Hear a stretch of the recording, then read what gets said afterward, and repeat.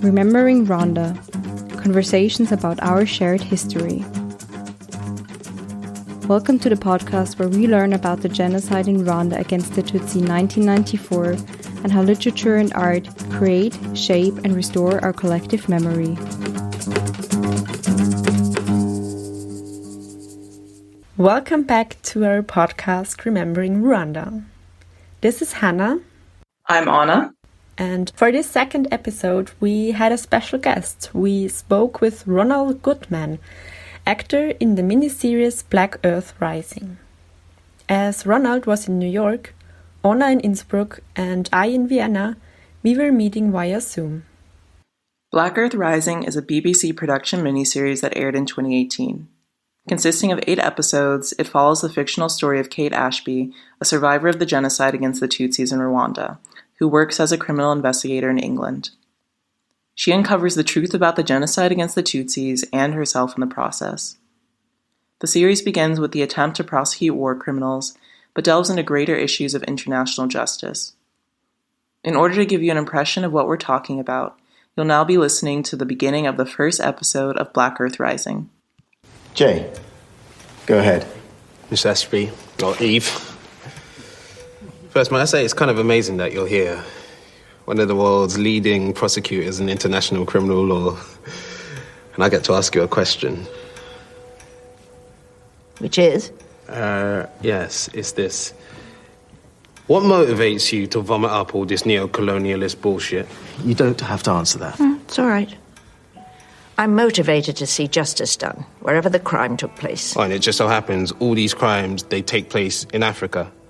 We only prosecute those cases a country is unable or unwilling to prosecute for itself. Well, what about the West Bank? I believe that's an active situation. Situation? But when it comes to action, there are at least 40 individuals being prosecuted by the International Criminal Court right now.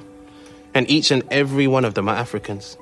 Black Africans. And I'm sure they all have a case to answer, properly represented in a court of law. But you're telling us you successfully prosecuted one of those cases? Yes. And that doesn't make you feel embarrassed? Embarrassed? Not at all.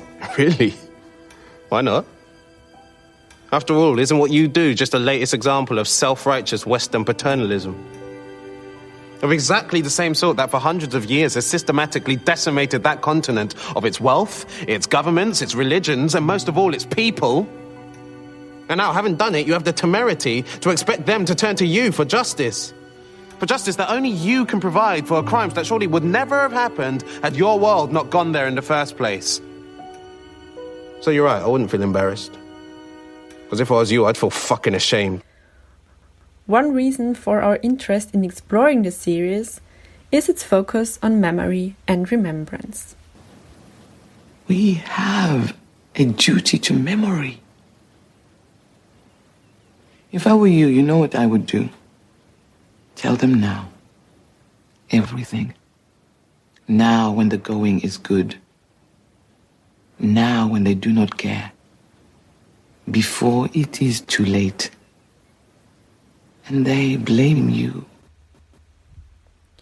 With the expressive use of animation in the series, the show also attempts to speak on what is normally left unspoken, and therefore it represents in many ways an artistic approach to the topic of the genocide against the Tutsis in 1994 and its aftermath.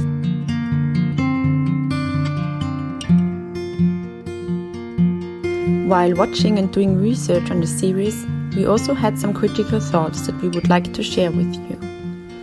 The series is set in London, Paris, Congo and Kigali, the capital of Rwanda. But in fact, neither was the series shot in Rwanda, nor did it involve any Rwandan actors. Writer and director of the series, Hugo Blick, stated in an interview that he did not include Rwandan actors for safety reasons, related to the political nature of the show. He also said that he spent 6 months in Congo and Rwanda preparing for the series. Still, we could also not find any credits for the people on site who advised Hugo Blick. Although the series was really well received in the European newspapers, it has also been judged with a critical eye, namely for using the genocide only for entertainment rather than for educational purposes, and presenting a Western perspective on the topic. the Rwandan newspaper, The New Times, criticized Black Earth Rising severely, accusing it of revising the genocide against the Tutsi.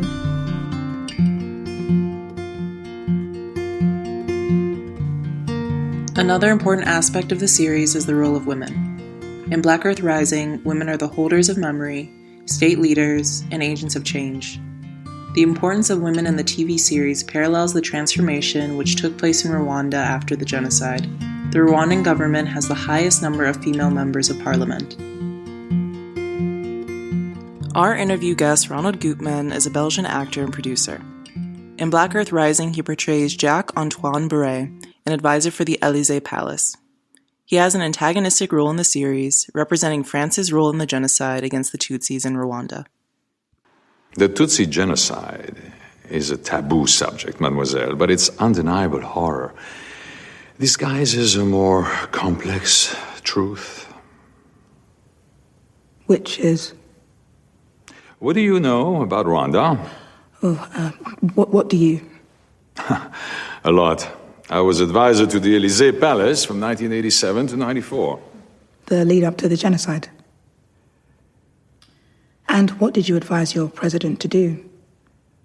Everything in his power to avoid it. Which was? For him to support the democratically elected majority. The Hutus. Who were the majority. You have to remember, mademoiselle, the Tutsis were always a minority in Rwanda. 14%, no more. Their monarchy ruled for hundreds of years, and during the colonial era, the Belgians maintained them as proxy rulers. But in 1962, after the independence and the elections, it was the Hutus who won the power. And so they should. 85% of the population. Plain and simple. The only reason why so many Tutsis left the country is because they lost the power. Well, they were also being threatened with mass extermination. Only because they wanted to take back what was not rightfully theirs. When I became advisor, the real danger was civil war. So, between 87 and 94, you advised your president to support the Hutu government. The democratically elected majority, as I've said. And the president took your advice? Yes, but it wasn't as if the Catholic Church hadn't been saying the same thing for years. We, all of us, were simply assisting. Assisting a government that turned into a genocidal regime. Only because the Tutsis massed an army on the borders before launching an occupation of the country. They created the fear created the genocide. Once these Banya Rwandas did indeed invade, it was too late. I'm a Tutsi. And my family were all killed. Then I'm very sorry.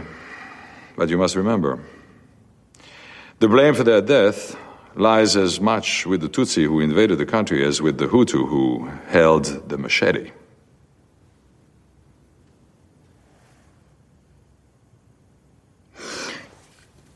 Do you realize how offensive that remark is? This was Jacques-Antoine Barré talking to the protagonist, Kate Ashby, played by Michaela Coel.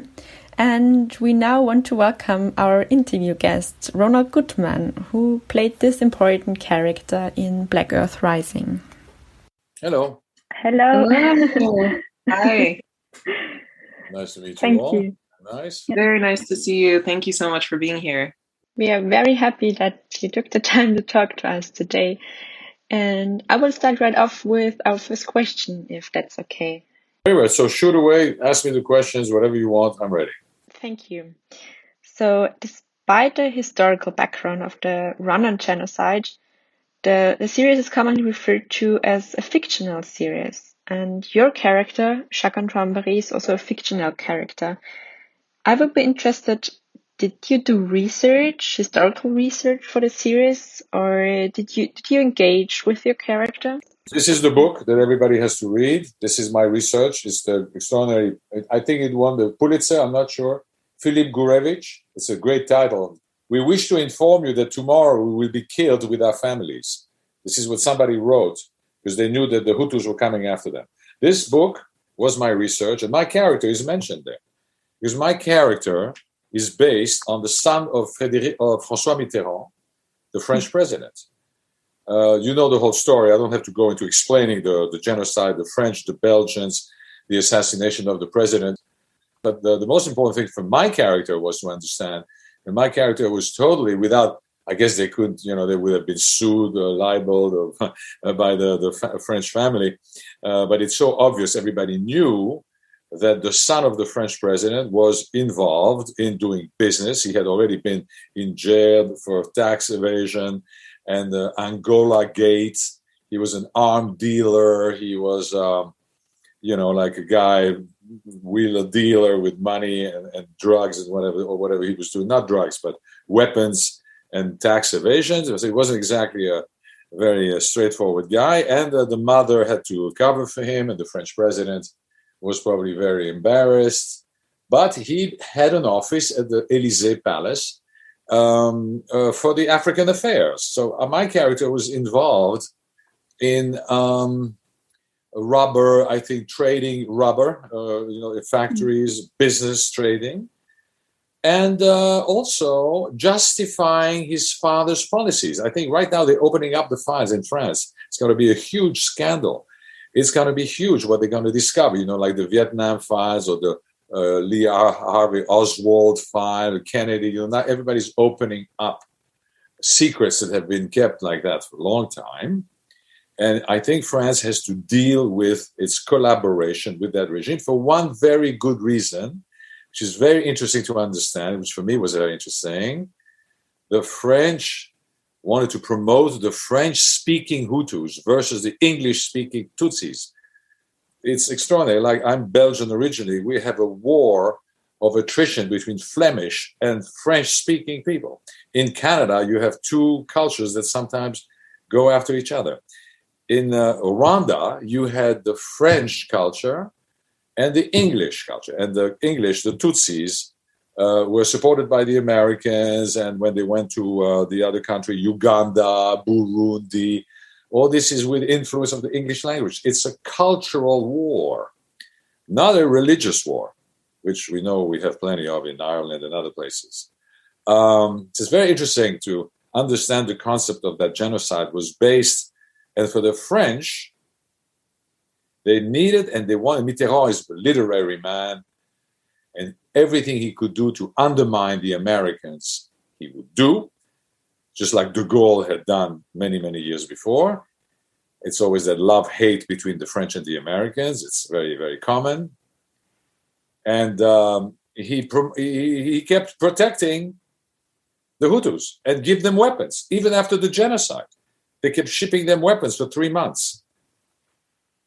Never took responsibility for the complicity of the French army in helping the Hutus exterminate the Tutsis. And my character was just explaining this to Michaela Coel by saying, you don't understand. Even the church is with us. Even your people, the government. We support the government. You're such a Tutsi aristocratic snob. Who do you think you are? We know the French. We're promoting the French culture. So my character was very justified in his own eyes to do what he did. It is totally based on history, right here. Jean-Christophe Mitterrand is the name of my character. The best, I think, about Rwanda, Philippe Gurevich. And in your opinion, do you think it's relevant to stick to the historical facts in order to convey the message of the series? And what do you think is the message? So you just mentioned that the countries like France are opening up, they're opening their archives, and there was this report of the historians in 2018 when the series came out. So it's interesting that it's the same year, in fact. What do you think? I think television has the power to bring light to history. Documentaries, I mean, everything that we know today about the Holocaust in Germany or in Europe, in Poland, everything that we know about wars in Costa Rica, Nicaragua, everything we know about Vietnam, everything we know is because of the camera, the power of the camera. I actually give a little money to an organization called Film Aid, which gives cameras to people on the ground to film everything that goes on so that they can actually show them on TV, on YouTube. And then everybody goes out in the streets and go, hey, so it is. The movie is a fiction, of course. The mother, the daughter, the lover, the this, the that. It has to be entertaining because it's entertaining. It's television. But underneath all that, the cruelty is right there. I'm doing a series right now called The Godfather of Harlem, which is between the Italian mafia and the black mafia. And in 1965, when Malcolm X, Martin Luther King, but it's about drug dealing, et cetera, et cetera. It's a fiction, but it's also based on the racism of America. You watch this TV, you understand more about America than I think maybe even books or other, because it gets to you. You can see how people cursed at each other and how they insulted each other. And I think in our series, you can see with the Hutus and the Tutsis, when they kept calling them crabs, they kept calling them rats. I don't remember the expression that come out of the ground. I remember they had an expression cockroaches. Thank you. That in itself is shocking. You understand everything about the hatred that they had for their own mothers and their own wives and children. If you were half Tutsi or if you were a moderate Hutu, they would kill you. No, I think it's interesting because in the media, it was especially this aspect of the entertainment factor of the series that was criticized partly. So that this topic is too serious, too tragic that a series should not present it in this entertaining way. Yeah, and he had done before that. He had done this series. The name escapes me right now with Maggie Gyllenhaal. He had done something that took place in the Middle East. Hugo is a political, motivated, wonderful guy, and I guess yes, he wanted to give some not fiction, some romance or some life issues. It's not just preaching. Otherwise, go make a documentary. There's many documentaries about it. And I guess the Hotel Rwanda, that was a very big success, of course. I'm not the judge to say if the series could have been better, should have been different. Was it too slow? Was it too many subplots with maybe love, romance? That's not for me to say.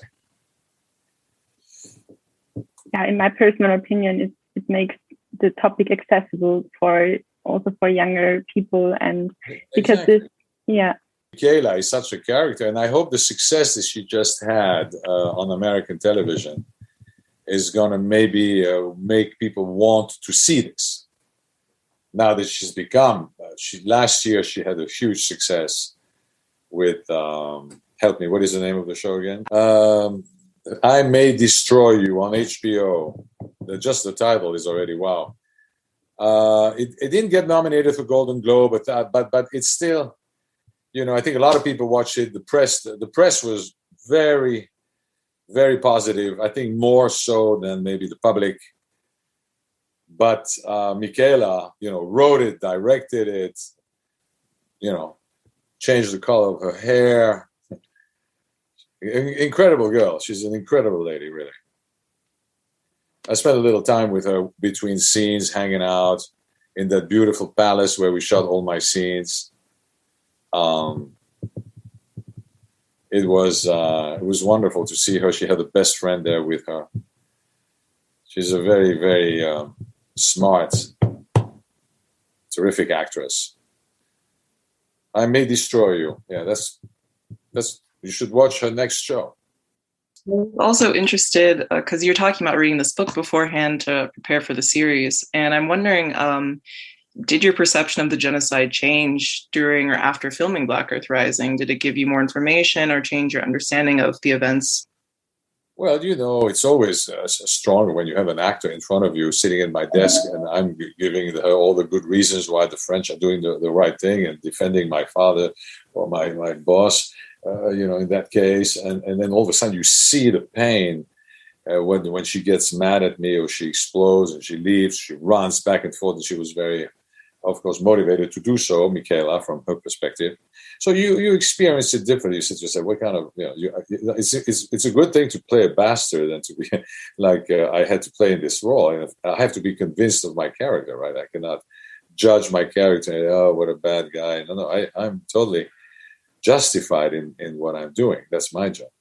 But when you see someone argue the case against you, you see the humanity in the Tutsi survivor rather than reading about it. So Michaela would have moved me, and I think and there's a scene also where I sort of changed my tune, and especially the last scene, the suicide scene, of course. Then you sort of reflect on all that's happened.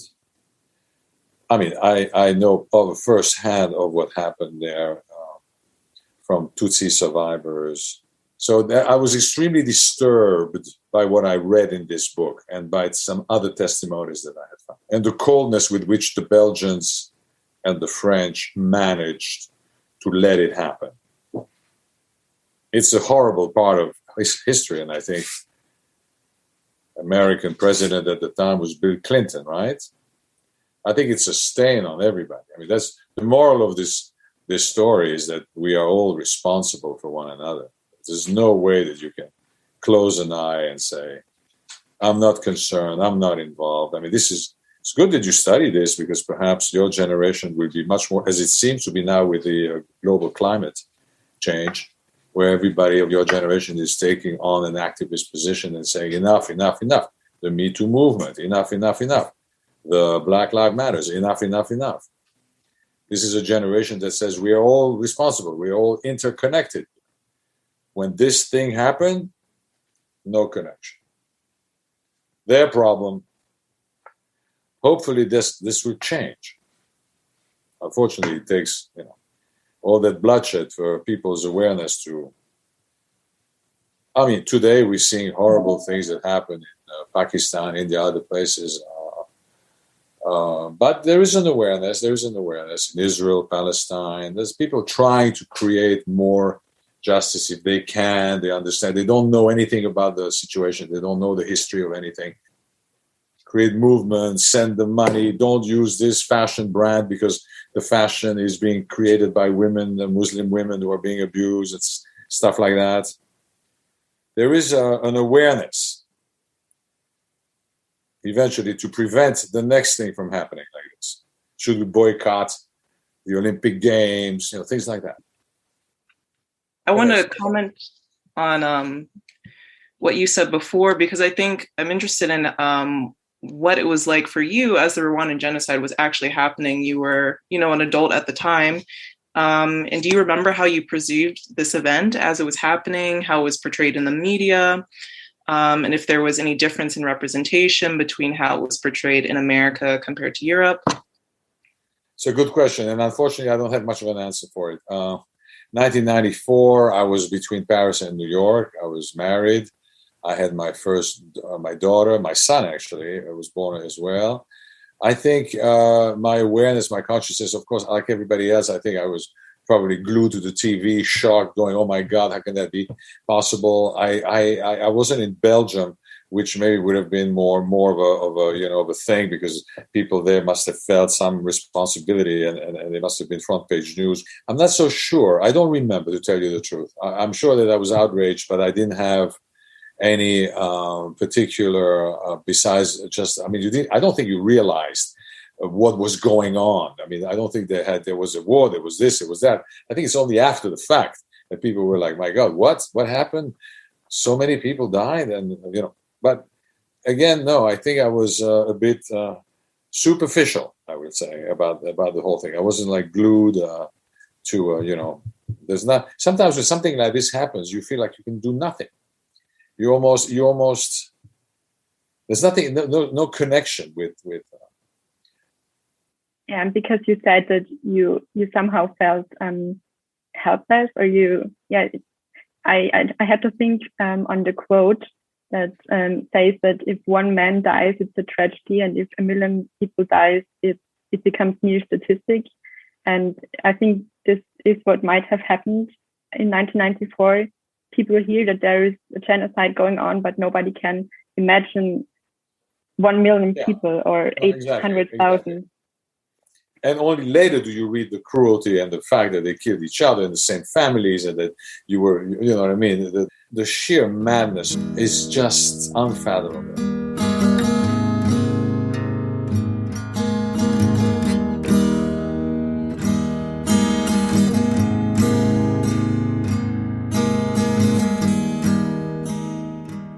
We want to ask you your perception of the title of the series. Where do you think the title Black Earth Rising comes from? You know the original title, right? The Forgiving Earth. That was the original title, and then they changed it. I have no idea. Forgiving Earth, Black Earth Rising. It's a beautiful title. Black Earth Rising. That should be coming back now here with George Floyd and everything that takes place in America. Maybe it was a bit... We were a little ahead of our time. I'm afraid if this series would come out now, that every Academy Award nominee, winner, Golden Globe, every day you open the newspaper and all you see are African-American artists, musicians, painters, curators. It's an extraordinary thing. Everybody's rediscovering or discovering artists that have been put aside, and also Asians and minorities. It's the new America. If we were coming out now on Netflix, it would have been amazing. We would have had a much bigger audience. Just for the title, even though it's not an American problem. What do you think? I was thinking about one of the last episodes when people dig out the bones. And I thought, okay, now I understand why it's called Black Earth Rising. So it's we talked about the cockroaches. Yeah, of course. Yeah. Black Earth Rising. Yeah. But to me, it's also revolutionary. Maybe also a movement of. Maybe this film was made in order to raise consciousness not only of the genocide, but of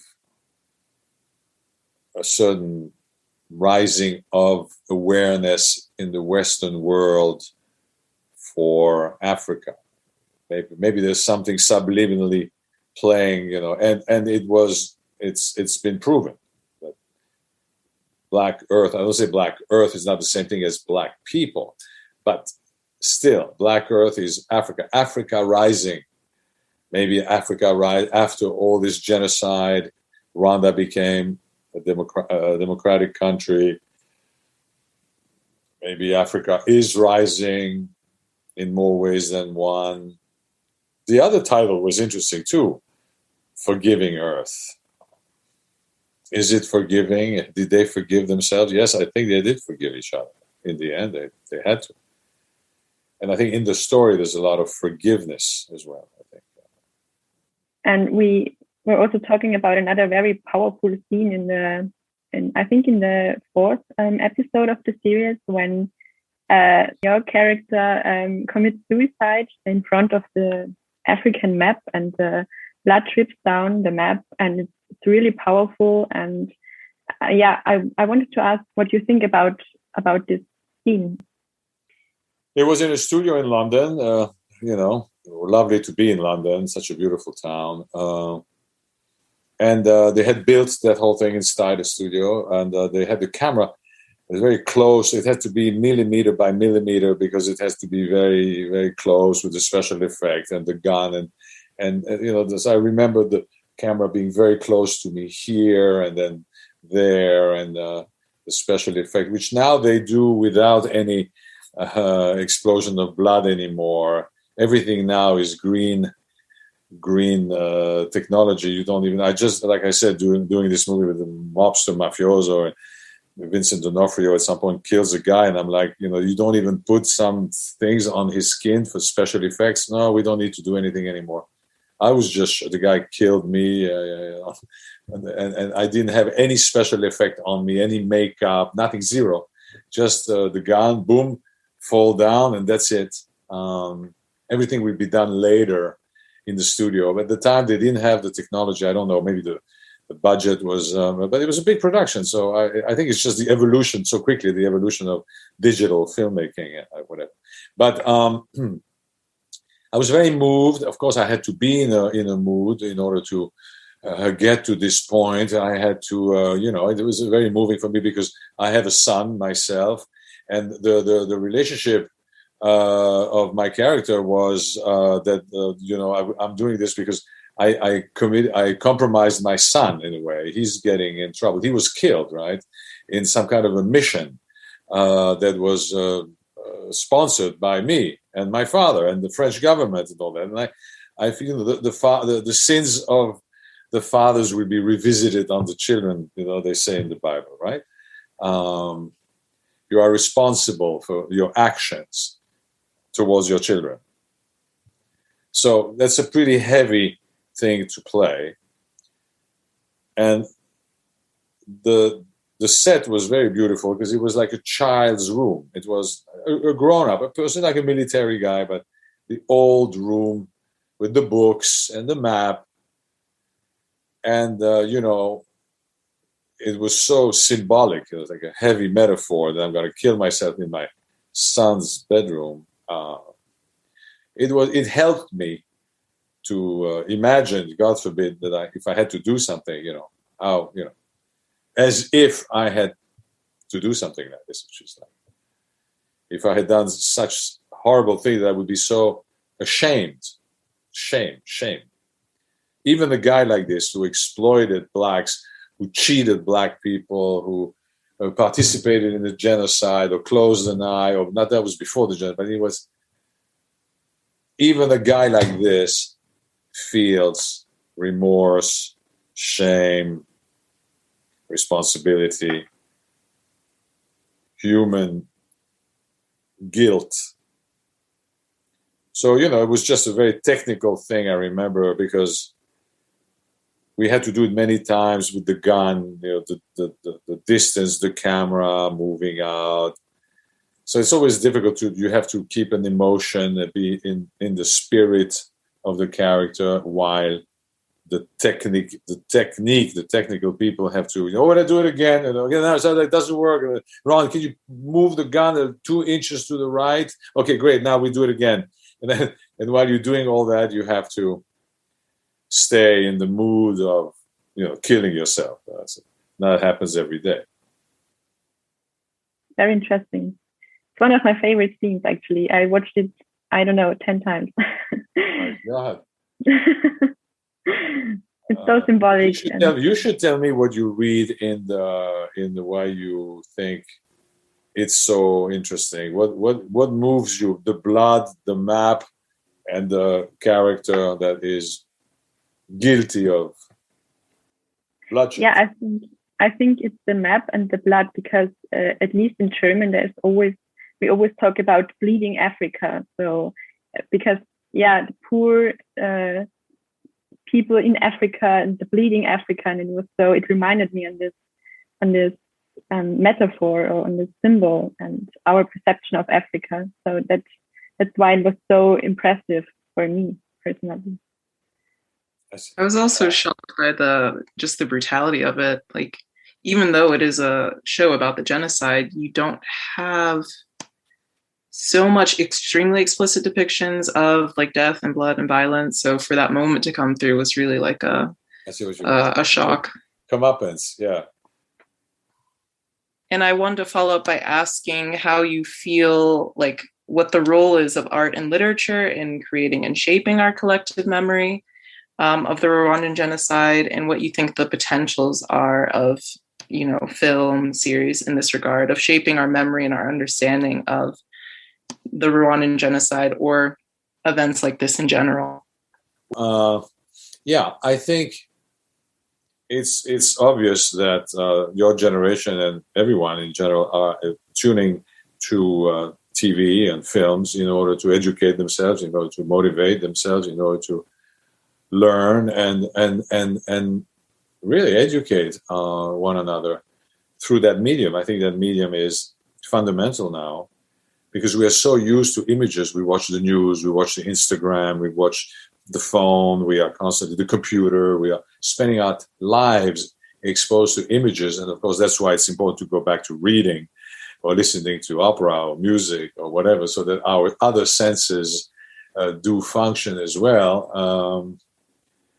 But when it comes to awareness and genocide and war and definitely literature, as well as anything else, but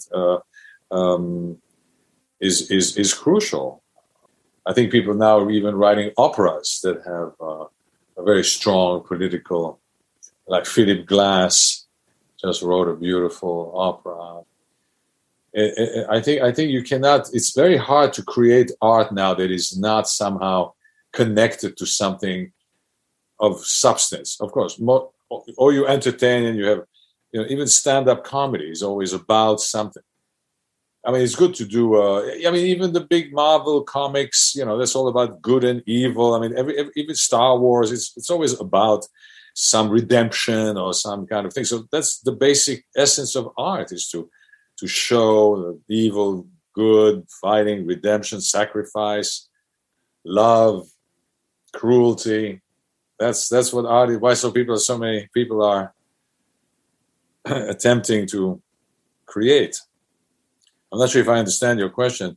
You're saying you're wondering if film should be used more to do that? Is that what you're asking me? Definitely that, as well as just wondering what the impact of it is. So how does it differ seeing a BBC production talking about the Rwandan genocide compared to just hearing about it in the news? Does it make you feel more real, more relevant? Does it give you a better understanding? Or yes, it does, because the narrative is determined in a way that is controlled by the writers, and they want to achieve a certain goal. The news you watch, and it's there, and then it's gone in a way. You get the information. Art is not information. Art is it goes beyond information. It has to have facts and reality and data, as people call it today, but it's all transforming it into something that transcends reality and allows us to identify even with some of the characters. If I watch the news, I don't really necessarily identify. I don't know who's whom. And when I see a movie about a white guy, French, educated, sophisticated, who says, I'm doing business in Africa, and and I'm not doing anything wrong, you say to yourself, wait a second, I could be this guy. That's the way I think. That's who I would be. I could be like him. He seems to be so nice or whatever. He lives in this beautiful home in France. And oh my God, he's behind such horror. He was involved. He was an accomplice to such horror. It drives the message much more powerfully than just interviewing a UN ambassador. So are you guilty of blah, blah, blah? Oh, yeah, that's the UN ambassador. I don't care what he says, But this is different. It's people that are subject to collaboration, complicity, shame. And we all are like that. And nobody can tell you how you would have acted if you were a Hutu, or if you were, somebody enraged by whatever. Somebody would tell you, you kill this kid, otherwise I kill you. You killed a little baby, maybe, to save your neck. That's the power of art, to make you realize the choices, how hard they are. The news can't give you that. That has to be lived through. It has to be experienced. It has to be discussed, characters, talk, cry, fighting, family, a human drama. There's nothing like it. Yeah, definitely. And I think Black Earth Rising does definitely not provide any simple answers or easy answers to all these questions. So it's easy to judge and to say, oh, that's wrong, that's right, that's right, that's wrong. And to say, I know, now I know the history, I know. But when you are in the middle of the war, when you're in the middle of the action, you are justified. You think that you're doing the right thing. And the proof that you have asked to interview me, that we're having this conversation, shows that this medium, this movie that you saw, this series, in the context of your university, is something that creates conversation, movies. It's. I hope you will certainly keep something from that, and you will be a better person because of that. I'm sure. More so than just reading the history in the encyclopedia or Wikipedia. Wikipedia can give you all the information you need, right? How many people died, But Wikipedia is not going to give you the sense of outrage or the sense of injustice that this movie does or that this book does. I think you're very correct in noting the way in which film, TV, how it really expands our empathy. And there's something about that visual component and the narrative that really makes it more accessible. And I think narratives in general are so incredibly important and powerful, making something understandable and giving us something to really empathize with and understand, to make something more than a statistic or a historical fact, but like a real event. And the other side of that is that you have to be aware that people manipulate history and manipulate the narrative to promote their own agenda. So you have to be informed, you have to look, you have to check. And I'm sure Hugo, everybody, but there are some, in some case like this one, there's no doubt that what this is all about. And every character has to have a point of view. That's why I thought that he gave my character a point of view. There's a couple of scenes in which I can actually explain to Michaela, why I am what I am and what I'm doing. The fact that the church, I'll never forget that line, it's stuck in my mind. The fact that, I'm a Frenchman, I come to your country, and you're telling me I'm doing something wrong. I'm just following what you guys are doing. The majority of the people here. And the church. And they are all for Hutu regime. And they want to keep the French language, et cetera, et cetera. They don't want another American empire, English influenced government, blah, blah, blah. So I think he gave the point of view. What I'm trying to say is that he was able to give more than one point of view to some degree. And then the fact that I kill myself, that's redeeming in a way. It shows that I feel horrible about what I've done, what my son has done. That I have a conscience. So I think that's important when you look at a work of art. But Shakespeare is the one who developed, of course, that concept of writing. Each character has to have its point of view. There's no small character. Did you find that you were able to empathize then with your character? I think before you might have referred to him as a bastard, which... Yeah. I always do. I'm empathize is the wrong word. I have to be the lawyer of my character. If you give me a character, and I just played a much, much worse, horrible person than in the series called Hunters with Al Pacino, which is a wonderful series. That was also Netflix. No, Prime Video, Amazon. But the revenge, 1974, lots of Nazis had left and moved to America. It's a true story. They changed their identity. They changed everything. They married American women. And they became Americans, 1974, 75. They had escaped Nazi Germany after the war. They were protected by the American authorities because they wanted the German scientists to come and develop stuff here in America. And some of those guys had been terrible people. My character was a guard at Auschwitz, for instance, who killed children. And I had to play this. And I lost my own grandfather in the camp in Auschwitz. My grandfather, a Jewish guy, was taken and was killed, was exterminated. And here I am, years later, playing a Nazi guy who could have killed my grandfather. So how do I do that? You have to find ways, like I was telling you earlier, the orders came from above, like Hannah Arendt, the trial of Eichmann in Jerusalem. The banality of evil. That's the banality of evil right here. He quotes her many times, explaining what the Nazis did. Why they would. It's not my fault. The boss told me to do it. What are you blaming me for? A lot of people think like that. So you have to be the lawyer of your character. Well, no matter what, you have to find, and then you can say all the. You don't have to become like your character, but you have to try to understand.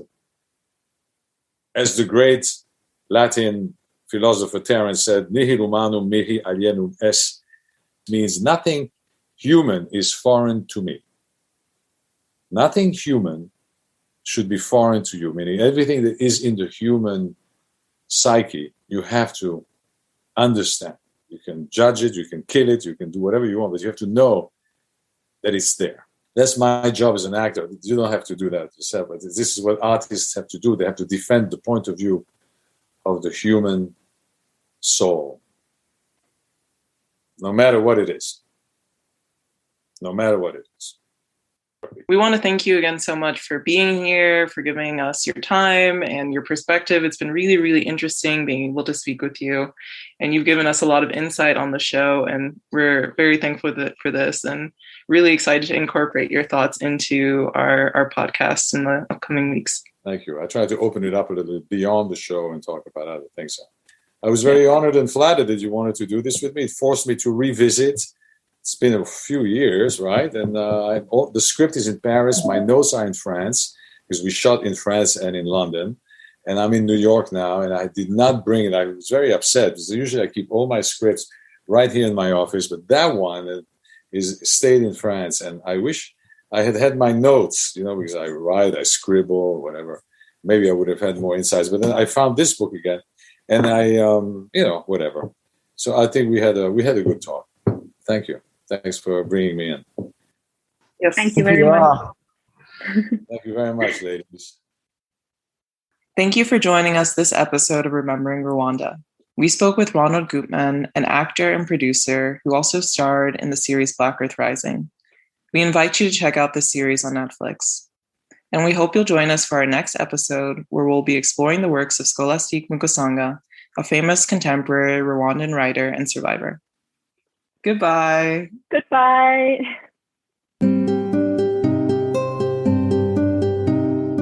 Thank you for listening and participating in our collective memory. For further reading, please check out the links provided in the episode description. We really appreciate your curiosity. If you liked our podcast, please share it with other curious people around you.